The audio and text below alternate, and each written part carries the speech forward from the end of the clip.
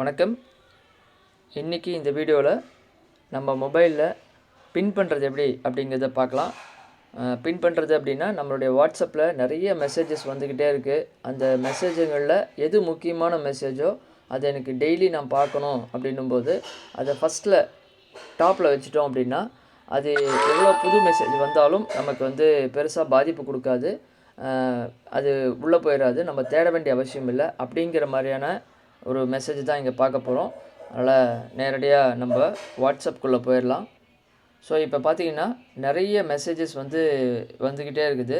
இதில் எது பெஸ்ட்டு, எது நமக்கு முக்கியமாக தேவைப்படுது அப்படின்னா, நான் உதாரணத்துக்கு ஒருத்தருடைய மெசேஜை நான் பின் பண்ணுறேன். இப்போ உதாரணத்துக்கு 3 books 3 practice புருஷோத்தமன் அப்படின்னு ஒரு நம்பர் இருக்கு இல்லையா, அந்த குரூப்பை நான் பின் பண்ணுறேன். ஏன்னா அவர்கிட்டேருந்து தான் எனக்கு மெசேஜ் வருது.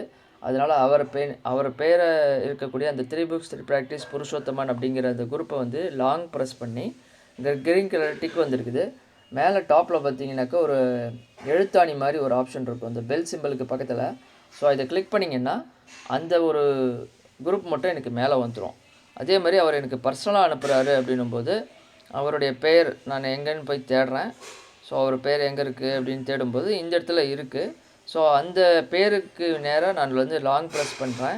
பண்ணிவிட்டு அதே மாதிரி மேலே டாப்பில் பார்த்தீங்கன்னா அந்த எழுத்தாணி மாதிரி ஒரு ஆப்ஷன் இருக்குது. அதை கிளிக் பண்ணுறேன் அப்படின்னும்போது இது ரெண்டுமே எனக்கு மேலே வந்துடும். ஸோ அவர் பர்சனலாக எனக்கு அனுப்புகிற மெசேஜும் ப்ளஸ் குரூப்பில் அவர் போடுற மெசேஜும் நான் ரெண்டுமே எவ்வளோ மெசேஜஸ் ஃபார்வேர்ட் அதிகப்படியான மெசேஜஸ் வந்தாலும் எனக்கு வாட்ஸ்அப்பில் வந்துக்கிட்டே இருந்தாலும் இந்த ரெண்டுத்தில் இருக்கக்கூடிய இன்ஃபர்மேஷன் எனக்கு எப்பயுமே லைவில் பார்க்குற மாதிரி நான் செட் பண்ணி வச்சுருக்கேன். இவங்க போடுற மெசேஜை நான் உடனுக்குடன் பார்க்க முடியும், அதுக்கு நான் ரியாக்ட் பண்ண முடியும். அப்படிங்கிற மாதிரியான ஆப்ஷன் தான் இந்த பின் பண்ணுறது.